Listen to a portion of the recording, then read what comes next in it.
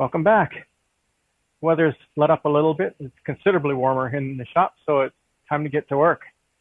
In the Raymarine i70S unboxing video, I put a little text caption over the box right about here saying, "What's this?" The reason why I did that was because I went on a bit of a rant about the blue cable being long enough. Well, what I discovered was the blue cable is not the cable for the mast. That is the NEMA backbone cable that goes inside the boat. So how did I overlook that? Well, I'll show you. Remember when I opened this box up and I found the paperwork, the instructions and whatnot, and I found the instrument head goes on the top of the mast. And what I had assumed was simply cardboard packing to keep the whole thing organized, actually concealed in a roll of cable. This is the cable that runs through the mast. So I'm going to unravel it and attempt to pull it through the mast without ripping all those little guys off. This is the fitting that sits on top of the mast. I actually have to screw this to the mast, and then this guy here gets screwed on there. So, without further ado, let's make it happen. This last wire is proving to be a little bit challenging, so I thought I'd share with you what I've done.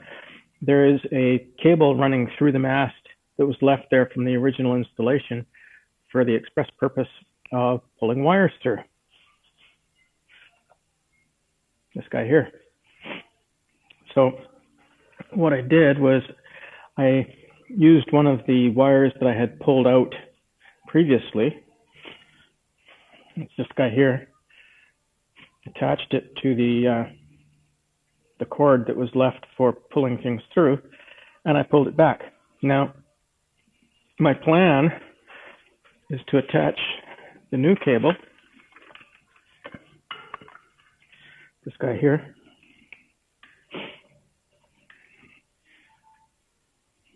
to this cable here, and feed it back through that hole there. Right there. But with these guys loose like that, so for hanging up on something inside the mast is pretty good. So I think I might have to try something a little different, like maybe cluster them around.